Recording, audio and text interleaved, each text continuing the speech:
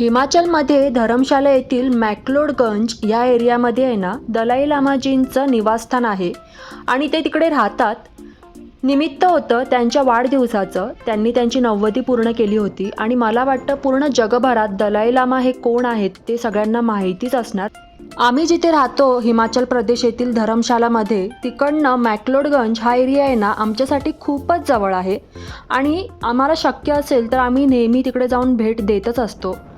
दलाई लामाजींच्या वाढदिवसानिमित्त मॅक्लोडगंजमध्ये प्रचंड गर्दी होती आणि पूर्ण जगभरातून त्यांना भेटायला आलेली लोकं होती तिकडे.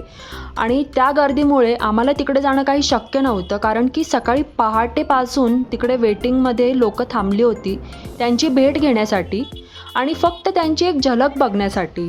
तुमच्यामधील बऱ्याच जणांना दलाई लामा कोण आहेत हे जर माहिती नसेल तर मी तुम्हाला सांगते. दलाई लामा याचा अर्थ ज्ञानाचा महासागर असा होतो.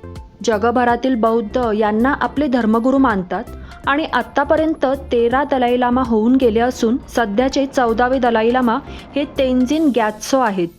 चीनने तिबेट देशावर केलेल्या विरोधामुळे त्यांनी भारताच्या हिमाचल प्रदेश राज्यातील धर्मशाला येथे आश्रय घेतला आहे. तिबेटमध्ये ना दलाई लामांची परंपरा 14व्या शतकापासून सुरू झाली.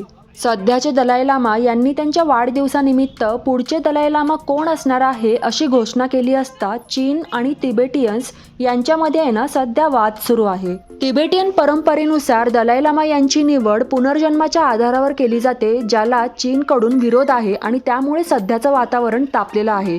पुढील माहिती पुढच्या ब्लॉगमध्ये नक्की बघा.